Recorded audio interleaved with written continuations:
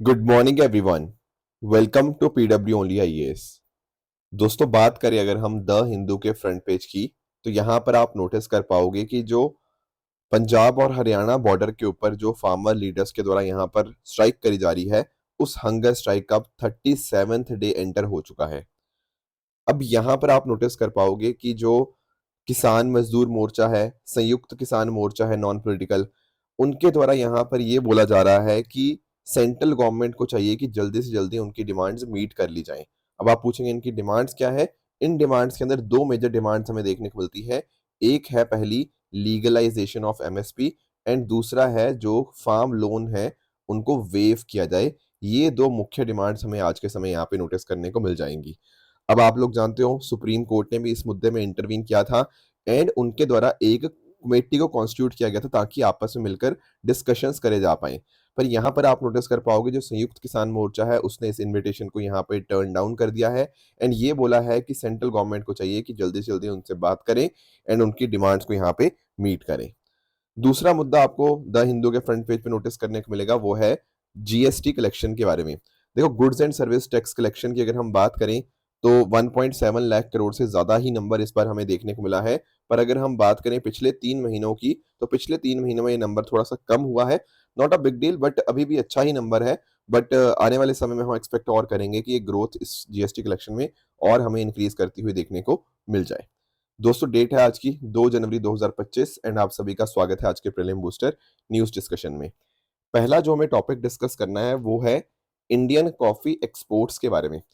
इसको समझने से पहले एक काम करते हैं, पहले कॉफी के बारे में थोड़ा अंडरस्टैंड कर लेते हैं कि कॉफी बनाने के लिए, कॉफी प्रोडक्शन के लिए किन किन कंडीशंस की रिक्वायरमेंट होती है।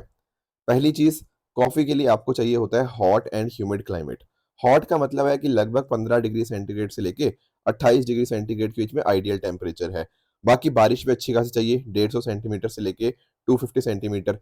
पर ये ना पानी रुका ना हो, ये वेल ड्रेन्ड लोमी सॉइल्स होनी चाहिए, जिसमें ह्यूमस होना चाहिए, मिनरल्स जैसे आयरन, कैल्शियम हो गया। ये सब आइडियल रहते हैं कॉफी के कल्टीवेशन के लिए। इसके अलावा जो शेड है ना, shade, this is also very very very important. जो छाया होती है, शेडी ट्रीज होगा, तो कॉफी के लिए प्रोडक्शन उसकी अच्छी होती है। इसके साथ ही साथ जब उसका राइपनिंग स्टेज आ गया, जब पकने वाला स्टेज आ चुका है, उस समय वेदर आपका ड्राई होना चाहिए। तो नॉर्मली अगर हम बात करें, सारी कंडीशंस जो देखने को मिलती हैं, जो हिल स्लोप्स हो गया, वहां पर आपको देखने को मिल जाएंगे, क्योंकि फिर वहां पे ड्रेनेज भी अच्छा खासा होगा, हो सकता है वहां पे अच्छी सॉइल भी हो। तो अगर ये कंडीशंस होती हैं तो कॉफी की प्रोडक्शन अच्छी देखने को मिल जाएगी। बाकी अगर बात करें भारत की कॉफी प्रोडक्शन की, तो आप नोटिस कर पाओगे भारत में मेजरली दो तरह की कॉफी आपको देखने को मिल जाएंगी, एक है अरेबिका, एक है रोबस्टा। हालांकि हम जो मेजरली, जो आप नोटिस कर पाओगे हमारी टोटल कॉफी प्रोडक्शन में, the robusta is most important, क्योंकि 72% भारत की टोटल कॉफी प्रोडक्शन रोबस्टा की ही होती है, एंड सेकंड नंबर पे होती है अरेबिका की। हालांकि प्रोडक्शन ज्यादा रोबस्टा की है, पर अरेबिका जो है ना, वो ज्यादा सुपीरियर आपको देखने को मिल जाएगी। उसका टेस्ट, उसकी स्मेल, उसकी ज्यादा आपको अच्छी देखने को मिलती है, एंड इस वजह से उसका जो मार्केट प्राइस होता है अरेबिका का, वो ज्यादा देखने को मिल जाएगा। भारत दुनिया भर में 7th लार्जेस्ट कॉफी प्रोड्यूसर है। वर्ल्ड का लार्जेस्ट प्रोड्यूसर है ब्राजील, फिर वियतनाम आ गया, फिर कुछ और कंट्रीज हैं, फिर इस तरह से भारत 7वें नंबर पर आता है। पर अगर हम बात करें कॉफी के एक्सपोर्ट की, तो वहां पर हम 5वें नंबर पर हैं, after Brazil, Vietnam, Colombia and Indonesia. Bharat के अंदर Karnataka is the largest coffee producing state. ठीक है, आप लोगों ने बहुत फेमस बाबा बुडान हिल्स के बारे में सुना होगा, आपने चिकमंगलूर के बारे में सुना होगा, है ना। इनफैक्ट चिकमंगलूर को तो कॉफी कैपिटल ऑफ इंडिया भी यहाँ पे बोला जाता है। तो आप नोटिस कर पाओगे कि कर्नाटका मेजरली कॉफी प्रोडक्शन के लिए 70% रिस्पॉन्सिबल है। फिर बाद में केरला का नंबर है, फिर तमिलनाडु, और बाकी छोटे मोटे कॉन्ट्रीब्यूटर्स और स्टेट्स भी हैं, but most importantly is Karnataka. Bharat में कॉफी बोर्ड भी बनाया गया है, आप नोटिस कर पाओगे, जो कि है एक स्टेचुटरी बॉडी। कॉफी एक्ट के माध्यम से इसको बनाया गया था, तो it becomes a statutory body, जो कि under the control of ministry of commerce and industry हमें देखने को मिल जाएगा। इसके हेडक्वार्टर्स आपको बेंगलुरु में देखने को मिल जाएंगे, एंड यहाँ पे टोटल 33 मेंबर होते हैं, जिसमें एक चेयरपर्सन होते हैं जो उसके चीफ एग्जीक्यूटिव की तरह काम करते हैं। ये सारी चीजें पढ़ ली हमने कॉफी के बारे में। अब हम क्या पढ़ेंगे? अब हम नोटिस करेंगे कि भारत में कॉफी के जो एक्सपोर्ट्स है ना, वो काफी तेजी से इंक्रीज हो रहे हैं। जैसे आप नोटिस कर पाओगे, एफ वाई 2021 की अगर हम बात करें, तो ये नंबर 460 मिलियन डॉलर था। फिर ये लास्ट ईयर $800 मिलियन हो चुका है, एंड अभी इस साल की बात करें ना, तो अप्रैल से नवंबर अभी लगभग आप नोटिस कर पाओगे, अब तो पूरा साल भी नहीं हुआ, अभी तो 8 महीने ही हुए हैं एंड ये नंबर $1 बिलियन को क्रॉस कर गया, यानी कि टोटल आप नोटिस कर पाओगे $1146 मिलियन को भी यहाँ पे क्रॉस कर गया है।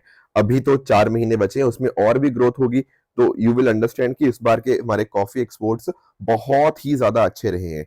अब आप पूछोगे इसका कारण क्या है? देखो, मैंने आपको जैसे बताया था, रोबस्टा जो है ना, जिसको हम लोग अच्छे खासी मात्रा में प्रोड्यूस करते हैं, अगर हमारा टोटल बात करें तो 72% भारत की कॉफी प्रोडक्शन किसकी थी? रोबस्टा की ही। तो दरअसल में इसकी जो प्राइजेस हैं वो बढ़े हैं एंड उस वजह से इंडिया को यहाँ पे फायदा हुआ है, हमारा एक्सपोर्ट काफी ज्यादा नंबर्स में इंक्रीज हो गया है। इसके अलावा ना, एक ना दरअसल में, जैसे आप लोगों ने कभी यूरोपियन यूनियन के बारे में सुना होगा, आप लोग जैसे सुनते थे ग्लोबल डेटा प्रोटेक्शन रेगुलेशंस के बारे में, उसी तरह से ना यूरोपियन यूनियन के द्वारा अपने रेगुलेशंस के अंदर चेंज किया गया है। इसको बोला जा रहा है EUDR. What is EUDR? EUDR stands for European Union deforestation regulation. ठीक है, इसका मतलब क्या है पर सर ईयूडीआर का? ईयूडीआर का मतलब ये है कि अब से ना क्या होगा, जो यूरोपियन यूनियन होगा वो बहुत ही इंपॉर्टेंटली ये देखेगा कि मान लो कुछ एक प्रोडक्ट्स वहां पे आ रहे हैं ईयू के अंदर, तो कहीं ऐसा तो नहीं कि बहुत ज्यादा मतलब डिफॉरेस्टेशन किया गया हो। समझे इस बात को? यूरोपियन यूनियन ये चाहता है कि हम लोग ना इन्वायरमेंट को प्रोटेक्ट करें। इन्वायरमेंट को प्रोटेक्ट कर कहें यूरोपियन यूनियन के अंदर भी एंड बाकी और देशों के अंदर भी। तो लेट्स से किसी और देश के अंदर प्रोडक्शन हो रहा है किसी चीज का एंड वो फिर यूरोपियन यूनियन की तरफ भेजा जा रहा है, पर इस चक्कर में उन्होंने बहुत सारे पेड़ काट दिए। तो यहाँ पर यूरोपियन यूनियन इसको कंट्रोल करने की कोशिश कर रहा है, तो उसमें कॉफी भी आएगा, ऑब्वियसली कॉफी भी आएगा। तो हो क्या रहा है ना, ऐसा बताया जा रहा था कि ये जो ईयू डीआर रेगुलेशन है ना, ये 30 दिसंबर 2024 से स्टार्ट होंगे। हालांकि इसको अब एक्सटेंड किया जा रहा है, बट जब जो वहां के ईयू के इंपोर्टर्स हैं, जो यूरोपियन बायर्स हैं, उन्होंने नोटिस किया यार बाद में ऐसा ना हो कि इंडिया से या बाकी और देशों से कॉफी इंपोर्ट करवाना मुश्किल हो जाए, तो उन्होंने पहले से ही बहुत सारी कॉफी अपने पास मंगा के रख ली है, क्योंकि उनको पता है कि एक बार ईयू डीआर स्टार्टिंग होगी, फिर बाद में उनको इंपोर्ट करवाना, इनको बाहर दूसरे कंट्री से बाय करना थोड़ा सा मुश्किल हो सकता है, थोड़ी समस्याएं आ सकती हैं। तो उन्होंने पहले ही बहुत सारी जो कॉफी थी वो अपने पास मंगा के रख ली। इस वजह से भी इंडिया की जो कॉफी है उसका एक्सपोर्ट हमें इंक्रीज हुआ है। बाकी प्राइजेस बड़े हैं, ठीक है। मार्केट ट्रेंड्स की अगर हम बात करें तो ब्राजील और वियतनाम में ना, अगर हम बात करें, वहां पे वेदर अच्छा नहीं रहा लास्ट ईयर के अंदर। वेदर अच्छा नहीं रहा तो उस वजह से कहीं ना कहीं वहां से एक्सपोर्ट नहीं हो पाया, है ना, सप्लाई कंस्ट्रेंट रहे। तो इंडियन कॉफी ने उस प्रीमियम एक्सपोर्ट सेगमेंट को यहाँ पे कवर अप कर दिया। बाकी इंडियन कहाँ पे मतलब हमने एक्सपोर्ट किया? यूरोपियन यूनियन हो गया, इटली, बेल्जियम, जर्मनी, ये मेजर बायर रहे। इसके अलावा यूएस से, रशिया, यूएई, यहाँ पर भी हमने ठीक ठाक मात्रा में चीजें एक्सपोर्ट करी हैं। तो ये बातें कॉफी के बारे में आपको पता होनी चाहिए। दोस्तों, आगे बढ़ने से पहले मैं आपको बता दूं कि हमारा जो नया साल का ऑफर था, ठीक है, यूपीएससी कोर्सेज के ऊपर, सबके ऊपर अप टू 80% ऑफ आपको देखने को मिलता था, जो मिल रहा है, ये इसका आखिरी दिन आज ही है, यानी कि 2 जनवरी। तो डेफिनेटली आप इसको आप यूटिलाइज कर सकते हो। सारे के सारे यूपीएससी कोर्सेज के ऊपर आपको अप टू 80% देखने को मिल जाएगा। इन सबके जो लिंक्स हैं ये डिस्क्रिप्शन में दे दिए हैं। बाकी हमारी जो ऐप है पीडब्ल्यू ऐप, वहां पर जाकर भी आप इन ऑफर्स को चेक कर सकते हो। दोस्तों, अगला टॉपिक हमारा है the nature of dissent in Indian judiciary. दरअसल में न्यूज़पेपर के अंदर डिसेंट के ऊपर एक आर्टिकल आया है, तो थोड़ा सा हम इसको अंडरस्टैंड करने की कोशिश करते हैं कि आखिर ये डिसेंट क्या होता है ना, बाकी चीजें। डिसेंट की जगह हम बात करते हैं, डिसेंट का मतलब होता है डिसएग्रीमेंट या फिर डिससेटिस्फेक्शन। मान लो किसी पर्टिकुलर डिसीजन के साथ आप डिससेटिस्फाइड हो, उससे आप अग्री नहीं कर सकते हो, तो आप अपना एक स्ट्रॉन्ग ओपिनियन यहाँ पे दिखाते हो, उसको बोलते हैं हम डिसेंट। अब अगर हम बात करें ना, आर्टिकल 19 में इनडायरेक्टली डिसेंट दिया गया है। आप पूछोगे आर्टिकल 19 के अंदर कैसे? देखो, आर्टिकल 19 ए की बात करें तो यहाँ पर बात हुई है right to freedom of speech and expression की। 19 बी के अंदर बात हुई है right to assemble peacefully and without any arms. 19 C की बात करता है freedom to form union and association. ये सारे क्या दिखाते हैं? ये सारे यही तो दिखाते हैं कि आप अपने डिसेंट को, अपने डिसएग्रीमेंट या डिससेटिस्फेक्शन को अपने ओपिनियन के माध्यम से दिखा सकते हो। एंड अगर हम बात करें ना डेमोक्रेसी की, तो डेमोक्रेसी के अंदर डेफिनेटली जो डिसेंट होता है, definitely it becomes very very important, क्योंकि सिविल लाइफ का ये बहुत इंपॉर्टेंट पार्ट है। आप अंडरस्टैंड कर भी सकते हो कि अगर कोई यहाँ पे लेट्स से किसी कंट्री के अंदर कोई डिसेंट नहीं कर सकता, अपनी बात नहीं रख सकता, तो टेक्निकली इट इज लाइक कि वहां पे डेमोक्रेसी ढंग से काम ही नहीं कर रही है ना। डेमोक्रेसी तभी काम करती है जब वहां पे डिबेट होता है, वहां पे डिस्कशन होता है, वहां पे जो डिवर्स व्यू पॉइंट्स हैं उनको भी यहाँ पे प्रॉपर जगह मिलती है। इसके साथ ही साथ जो डिसेंट होता है वो सिविल राइट्स को प्रोटेक्ट करता है, खासकर उनके जो कहीं ना कहीं अंडर रिप्रेजेंटेटेड है और जो थोड़े मार्जिनलाइज्ड हैं। बेसिकली वल्नरेबल सेक्शन की आवाज को आगे रखने के लिए dissent becomes very very important. इसके अलावा ऐसा ना हो कि जो मेजोरिटी है सिर्फ उसी की सुनी जाए और माइनॉरिटी की सुनी ना जाए, है ना। अकाउंटेबिलिटी बढ़ाने के लिए dissent becomes very very important. And उसी तरह से अगर हम बात करें डेमोक्रेसी के अंदर और जो लोग हैं उनका पार्टिसिपेशन बढ़ाने के लिए, सरकार के एक्शंस को क्रिटिसाइज करने के लिए डेमोक्रेसी में dissent becomes very very important. तो ये कुछ बातें थी डिसेंट के बारे में जो हमें यहाँ पे पता होनी चाहिए। आगे बढ़ते हैं अगले टॉपिक की तरफ, दैट इज सीपी ग्राम्स को अंडरस्टैंड करने की कोशिश करते हैं। सीपी ग्राम्स क्या है? CP gram stands for centralised public grievance redress and monitoring system. देखो पब्लिक ग्रीवांस तो समझ गए आप लोग, ग्रीवांस मतलब होता है आपकी शिकायतें, मतलब पब्लिक है तो मतलब लोगों की शिकायतें, एंड रिड्रेस मतलब होता है उनका निपटारा करना। तो basically CP gram stands for a particular mechanism जिसके माध्यम से क्या होता है, जो लोगों की शिकायतें हैं ना उनका प्रॉपर समय के अंदर निपटारा किया जाता है। अब ऐसा देखा गया कि 2022 से लेकर 2024 के बीच में 70 लाख से भी ज्यादा यहाँ पर जो शिकायतें थी तो सीपी ग्राम्स के माध्यम से उनका निपटारा किया गया, तो लोगों को बहुत ही यहाँ पे मदद हुई है। तो सीपी ग्राम्स एक तरह का ऑनलाइन प्लेटफॉर्म है जो सिटीजन्स 24/7 कभी भी चौबीसों घंटे 7 दिन यहाँ पे उसको एक्सेस कर सकते हैं एंड अपनी जो भी उनकी शिकायतें होती हैं सर्विस डिलीवरी के रिगार्डिंग, ठीक है, तो उनको यहाँ पे वो शिकायतों को दर्ज कर सकते हैं। अब होता क्या है, लेट से आपने यहाँ पे इस पोर्टल पे गए एंड आपने यहाँ पे अपनी शिकायत दर्ज कर दी। अब उसके बाद आपको एक आईडी मिल जाएगी, उसके माध्यम से ना आप ट्रैक कर पाओगे कि भाई जो मैंने शिकायत करी थी कहाँ पर पहुंची है, क्या उसका स्टेटस है, क्या उसको प्रोसेस किया गया या नहीं किया गया, एंड उसके माध्यम से आपको अपना पता लगता रहेगा एंड आपकी फिर शिकायत का निपटारा इस तरह से कर दिया जाएगा। तो ये जो सीपी ग्राम्स है इसको एनआईसी नेशनल इंफॉर्मेटिक्स सेंटर जो कि मतलब मीटी के अंतर्गत आता है उसने यहाँ पे बनाया है in association with ministry of personnel public grievance and pension. इन्होंने यहाँ पे मिलकर इसको डेवलपमेंट मॉनिटर यहाँ पे किया जाता है। अब इंपॉर्टेंट बात आपको ध्यान में ये रखनी है कि यहाँ पर ना आपके जो सरकार सेंट्रल गवर्नमेंट है, गवर्नमेंट ऑफ इंडिया हो गया, उसके मिनिस्ट्रीज और डिपार्टमेंट्स तो है ही है, उसके अलावा बहुत सारी आपकी जो स्टेट गवर्नमेंट्स है ना उसके मिनिस्ट्रीज भी और उसके डिपार्टमेंट्स भी आपको इसी पोर्टल पे आपको देखने को मिल जाएंगे। तो एक स्टैंड अलोन मोबाइल एप्लीकेशन बना दी गई है जिसको आप आराम से यूज कर सकते हो एंड अपनी शिकायतों को वहां पर दर्ज करा सकते हो। पहले इसको शिकायतें का निपटारा करने का जो टाइम था वो 30 डेज था, यानी कि 1 महीना लगता था। अब केवल और केवल 3 हफ्ते के अंदर यानी कि 21 डेज के अंदर ही आपके जो शिकायतें हैं, जो ग्रीवांस रिड्रेसल है उसका टाइम अब 21 डेज ही यहाँ पे हमें देखने को मिल जाएगा। इवन सीपी ग्राम्स को दुनिया भर में भी काफी ज्यादा पॉपुलैरिटी मिली है। जैसे फॉर एग्जांपल जो कॉमनवेल्थ सेक्रेटरीट है उसने इसको रिकॉग्नाइज किया है as a best practice in governance. तो ये कुछ बातें भी आपको पता होनी चाहिए। आगे चलते हैं, memorial for former prime ministers.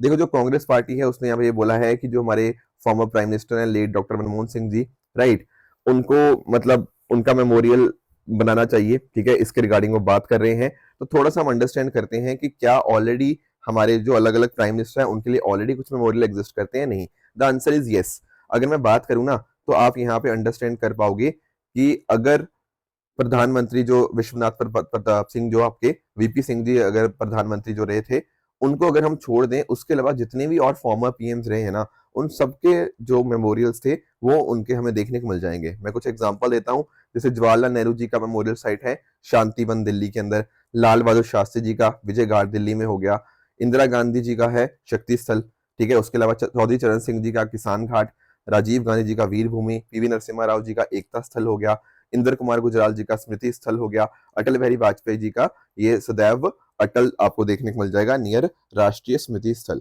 तो आप नोटिस कर पाओगे इस तरह से हमारे डिफरेंट डिफरेंट प्राइम मिनिस्टर्स जो रहे हैं उनके लिए मेमोरियल्स डेडिकेटेड हैं अलग अलग पार्ट्स के अंदर। अब ये जो आपके मेमोरियल्स होते हैं इनको मैनेज करने की जिम्मेदारी, इनको मेंटेन करने की जिम्मेदारी मिनिस्ट्री ऑफ अर्बन डेवलपमेंट की हमें यहाँ पे देखने को मिल जाएगी। अब एक बात इंपॉर्टेंट समझना कि जब हम बात करते हैं ना फॉर्मर प्राइम मिनिस्टर्स की, तो फॉर्मर प्राइम मिनिस्टर्स के लिए ना गाइडलाइंस पता क्या है? गाइडलाइंस है स्टेट फ्यूनरल्स की।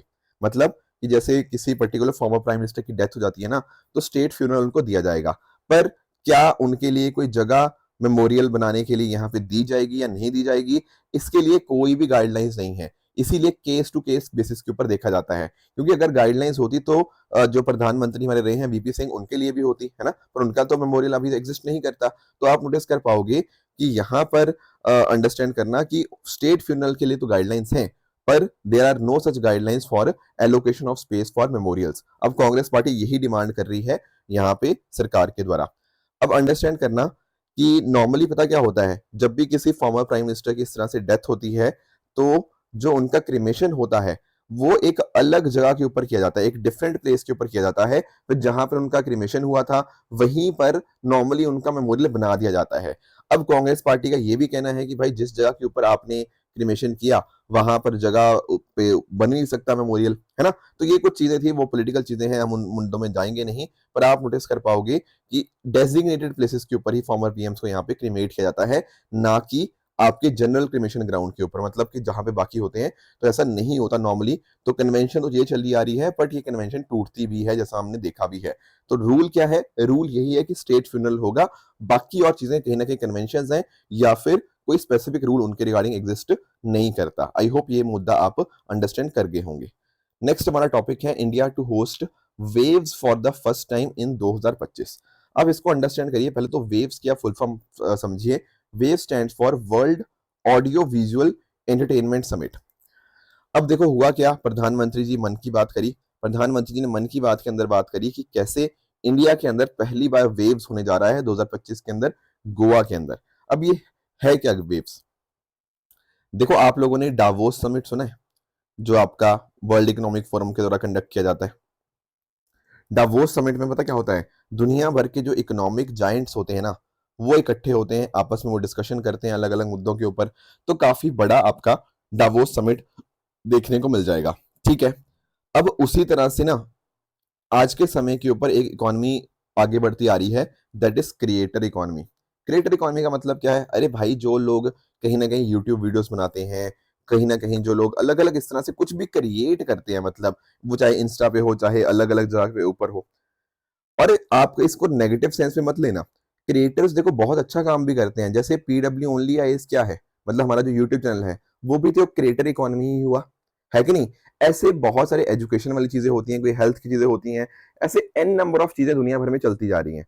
तो बहुत सारे यंग क्रिएटर्स ने, आप नोटिस कर पाओगे कि हमारा जो इकोनॉमी है उसको काफी मेजर बूस्ट दिया है। एंड प्रधानमंत्री जी ने ये कहा कि जो हम $5 ट्रिलियन इकोनॉमी की बात कर रहे हैं ना, तो $5 ट्रिलियन इकोनॉमी के अंदर ना जो क्रिएटर्स हैं इनका बहुत बड़ा रोल रहने वाला है, बहुत ही इंपॉर्टेंट ये बनने वाले हैं। तो उसी वजह से आप अंडरस्टैंड कर पाओगे जो वेव समिट है वो बहुत ज्यादा इंपॉर्टेंट हो जाता है। बेसिकली वेव समिट हमें media and entertainment and industry के अंदर देखने को मिल जाएगा। बाकी प्रधानमंत्री जी ने और भी बात करी कि जो एजुकेशन सेक्टर के अंदर है और जो कहीं ना कहीं कुछ भी क्रिएट कर रहे हैं, कुछ ना कुछ मतलब इस सेक्टर में काम कर रहे हैं, उनको भी वेव्स का हिस्सा बनना चाहिए। तो आप अंडरस्टैंड कर पाओगे वेव्स क्या एक ग्लोबल प्लेटफॉर्म है जो कि आपस में discussion, dialogue, trade collaboration, innovation की बात करता है in the media and entertainment industry. तो हमारी जो आईबी मिनिस्ट्री है, ministry of information and broadcasting, government of India and साथ साथ जो गोवा गवर्नमेंट है ना, वो यहाँ पर इसको मिलकर वेव्स 2025 को ऑर्गेनाइज करने जा रही है। और ये पहली बार ऐसा होगा कि इंडिया होस्ट करेगा वेव्स को। So that is why it becomes very very important, right. Next दोस्तों हमारा टॉपिक है सीएसएस के बारे में, कोस्टल सिक्योरिटी स्कीम। अब आप लोग एक चीज जानते होंगे कि कहीं ना कहीं हमारे कोस्टल एरियाज की प्रोटेक्शन करना, उनके एफर्ट्स को देखना, वो नेवी की जिम्मेदारी रहती है और कोस्ट गार्ड की रहती है, राइट। मेजरली इनका काम रहता है। पर हम जानते हैं कि यार अगर हमें हमें अपने कोस्टल्स को और सिक्योर करना है ना, तो it becomes very very important कि हमारी जो स्टेट्स हैं, हमारी जो यूनियन टेरिटरीज हैं, वो भी प्रॉपरली यहाँ पर इनकी मदद करें, इनके एफर्ट्स को, नेवी और कोस्ट गार्ड के एफर्ट्स को उनको सप्लीमेंट करें। क्योंकि इंडिया की कोस्ट ही इतनी लंबी है, कोस्ट लाइन 7,516 किलोमीटर से भी ज्यादा की हमें कोस्ट लाइन देखने को मिलती है। तो it becomes very very important कि अलग अलग जो आपकी एंटिटीज हैं वो आपस में मिलकर कोलैबोरेट करें, ठीक है। इसी वजह से क्या होता है 2005-6 के अंदर ना हम एक कोस्टल सिक्योरिटी स्कीम लेके आते हैं, ताकि स्टेट्स और यूटीज के पास प्रॉपर इक्विपमेंट हो, प्रॉपर इंफ्रास्ट्रक्चर हो, ताकि वो प्रॉपर सही ढंग से अंदर पेट्रोलिंग कर पाए। अब टेक्निकली पहला जो फेज था इसका 2005 से 2011 के बीच में था, यहाँ पर आप नोटिस कर पाओगे। फिर सेकेंड फेज था 2011 से लेके 2020 के तक। अब जब हमारे यहाँ पे आप जानते हो कि 2008 के अंदर जो मुंबई अटैक्स देखने को मिलते हैं, तो उसके बाद से ना हमने अपनी कोस्टल सिक्योरिटी को बहुत ज्यादा इंपॉर्टेंस देनी शुरू कर दी। अब उसी वजह से सीएसएस को भी अगर हम बात करें, इसको भी और इनहेंस किया गया 2008 के जो मुंबई अटैक्स थे। तो कोशिश ये करी गई कि किस तरह से स्टेट्स और यूटीज गवर्नमेंट्स का भी मदद ली जा पाए इंफ्रास्ट्रक्चर के लिए, मैन पावर के लिए, ऑपरेशनल रेडीनेस के लिए। पर दिक्कत पता क्या आ रही है? दिक्कत ये आ रही है कि कोस्टल सिक्योरिटी स्कीम ढंग से काम नहीं कर पा रही। क्यों नहीं काम कर पा रही? क्योंकि नोटिस करो, जैसे कुछ स्टेट्स जैसे आंध्र प्रदेश और तमिलनाडु ने ये बोला है कि भाई जितनी सारी बोट्स इनको दी गई थी ना सीएसएस स्कीम फेज 1 के अंदर, वो अब या तो काम ही नहीं करती है, दे आर नॉन फंक्शनल, क्योंकि या तो डैमेज हो चुकी हैं या मेंटेनेंस कॉन्ट्रैक्ट जो एक्सपायर हो चुके हैं। वेस्ट बंगाल और पुडुचेरी ने ये बोला है कि उनके पास पैसे ही नहीं है जेट्टी कंस्ट्रक्शन के लिए, और इनकम्प्लीट पुलिस स्टेशन वहां पे देखने को मिल जाएंगे। कर्नाटका ने बोला है कि भाई उसके पास लोग ही नहीं है, क्योंकि प्रॉपर यहाँ पे डेडिकेटेड मरीन पुलिस स्टाफ नहीं है, कहीं ना कहीं उनको डिपेंड होना पड़ रहा है आउटसोर्स या डिप्टी पर्सनल के ऊपर। तो इस तरह से आप अंडरस्टैंड कर पाओगे कि लगभग 13 स्टेट्स और यूटीज ऐसी हैं जिन्होंने ये बताया कि पेट्रोल बोट्स या तो काम नहीं कर रही, या स्टाफ की शॉर्टेज है, या इनसफिशिएंट फंड्स हैं ट्रेनिंग के लिए, इंफ्रास्ट्रक्चर के लिए।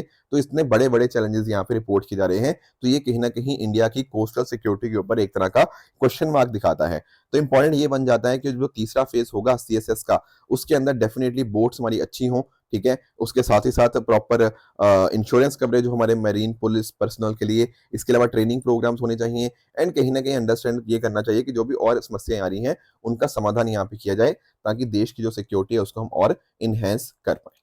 राइट, अब दोस्तों चल लेते हैं अपने क्वेश्चंस की तरफ। This is your question number 1, ठीक है, रोलर एक्ट के बारे में है, तो इसको आप ट्राई करिएगा। क्वेश्चन नंबर 2 की अगर मैं बात करूं तो आपको स्तूपास के बारे में ये क्वेश्चन देखने को मिल जाएगा, तो you can try and answer this question. Question number 3 की अगर हम बात करें तो दोस्तों ये क्वेश्चन है राज्यसभा के रिगार्डिंग। राइट, लास्ट देखो जो मैंने आपको आई थिंक 2-3 दिन पहले जो क्वेश्चन दिए थे उनको डिस्कस कर लेते हैं। एक क्वेश्चन मैंने आपको दिया था इसमें कि despite being a high saving economy, capital formation में not result in significant increase in output due to, क्या रीजन रहता है? देखो एक चीज आप अंडरस्टैंड करो, एक बहुत इंपॉर्टेंट कॉन्सेप्ट होता है हमारे सामने विच stands for capital output ratio. Capital output ratio का मतलब पता क्या होता है? कैपिटल आउटपुट रेशियो का मतलब ये होता है कि लेट से आपको अगर एक यूनिट ऑफ आउटपुट रिलीज करना है या एक यूनिट ऑफ आउटपुट जनरेट करना है, उसके लिए कितना कैपिटल आपके लिए लगेगा, है ना, amount of capital required in order to generate 1 unit of output. अब नोटिस करो, अगर एक यूनिट आउटपुट लगाने के लिए आपको बहुत ज्यादा कैपिटल देना पड़ रहा है, ये तो बहुत ही परेशानी वाली बात है। अगर कैपिटल आउटपुट रेशियो अगर कम होती है ना, मतलब कम होने का मतलब कि कम कैपिटल चाहिए आपको एक यूनिट ऑफ आउटपुट बनाने के लिए या रेस करने के लिए, तो वो एक अच्छी सिचुएशन होती है एक इकोनॉमी के लिए कि there should be low capital output ratio. पर अगर हाई कैपिटल आउटपुट रेशियो हुई ना, उससे पता क्या होगा? उससे भले ही आपकी कंट्री में सेविंग्स अच्छी होंगी, पर कहीं ना कहीं आउटपुट उतना ज्यादा नहीं आ पाएगा, क्योंकि आपका कैपिटल आउटपुट रेशियो बहुत हाई है। समझे इस बात को? आपके पास कैपिटल था, पर आपको एक यूनिट आउटपुट निकालने के लिए आपको खूब सारा कैपिटल इनपुट के फॉर्म के ऊपर देना पड़ रहा है। तो हाई कैपिटल आउटपुट रेशियो की वजह से हो सकता है कि आपकी कंट्री का आउटपुट उतना ज्यादा इंक्रीज ही ना हो, इसीलिए इसका आंसर बनेगा ऑप्शन नंबर डी। दूसरा आपके सामने एक क्वेश्चन था एजीआई के बारे में, अटॉर्नी जनरल। आप जानते हो आर्टिकल 76 डील करता है अटॉर्नी जनरल ऑफ इंडिया के रिगार्डिंग, एंड इनको अपॉइंट किया जाता है प्रेसिडेंट के द्वारा, है कि नहीं? अब अगर हम बात करें अटॉर्नी जनरल ऑफ इंडिया, तो लोकसभा की प्रोसीडिंग्स के अंदर बिल्कुल वो पार्टिसिपेट कर सकते हैं, किसी लोकसभा की कमेटी के मेंबर भी बन सकते हैं, इनफैक्ट वो लोकसभा के अंदर बोल भी सकते हैं। पर क्योंकि वो मेंबर नहीं है, मतलब टेक्निकली अगर हम देखा जाए तो लोकसभा के अंदर इलेक्टेड नहीं है, तो वो वोट नहीं कर पाएंगे, है ना, तो वोटिंग का राइट इनके पास नहीं होता है, इसीलिए फोर्थ वाला स्टेटमेंट गलत है। बाकी तीनों आपको यहाँ पे करेक्ट देखने को मिल जाएंगे। एक और क्वेश्चन मैंने आपसे पूछा था बटलर कमेटी ऑफ 1927 के बारे में। देखो बटलर कमेटी दरअसल में जो वर्ड आया ना, वो आया है सर हार्टकोट बटलर के नाम के ऊपर। दरअसल में हार्टकोट बटलर जी के कमेटी के अंतर्गत, मतलब इनकी अध्यक्षता के अंदर एक कमेटी बनाई गई थी, एंड इसका पर्पस ये था कि ये देखा जाए कि जो ब्रिटिश राज पैरामाउंसी है उसका क्या रिश्ता है प्रिंसली स्टेट्स के साथ, उसको इन्वेस्टिगेट करने के लिए, उसको क्लैरिफाई करने के लिए ये चीज करी गई थी, ठीक है। तो ये थी हार्टकोट बटलर कमेटी, एंड इसका पर्पस क्या था कि किस तरह से रिलेशनशिप बेहतर हो इनके बीच में। इसके अलावा दोस्तों बात करें हम ट्रू एंड फॉल्स स्टेटमेंट्स की, यहाँ पर 3 स्टेटमेंट्स आपके सामने, आप बता सकते हो उनमें से कौन सा सही है कौन सा गलत है। एंड जो कल होमवर्क दिया था एक था प्राइवेट मेंबर बिल के बारे में, यहाँ पर कह रहा है कि 3 महीने का नोटिस चाहिए होता है, नहीं 1 महीने का नोटिस चाहिए होता है इंट्रोड्यूस करने से पहले, तो दिस स्टेटमेंट इज इनकरेक्ट। बाकी कामराजार पोर्ट की बात करें तो ये ओडिशा से नहीं, बल्कि अगर हम बात करें तमिलनाडु जो चेन्नई है वहां से 24 किलोमीटर नॉर्थ में आपको देखने को मिल जाएगा, this is also incorrect. Pangong lake की बात करें तो एलएसी जो है वो पेंगोंग लेक से पास करती है, बिल्कुल this statement is correct. Common Murray की बात करें, हमने अंडरस्टैंड किया था कि इनका आईयूसीएन स्टेटस वल्नरेबल नहीं है, बल्कि आपको ये लीस्ट कंसर्न देखने को मिलता है, इसीलिए ये स्टेटमेंट आपका फॉल्स हो जाएगा। बात करें दोस्तों लास्ट स्टेटमेंट की अलास्का की, तो अलास्का लार्जेस्ट स्टेट है यूएस की in terms of area. This statement is the correct statement. तो दोस्तों ये थी आज की डिस्कशन। इसी तरह से आप भी अपने एंड पे हार्ड वर्क करते रहिए। Thank you so much for joining.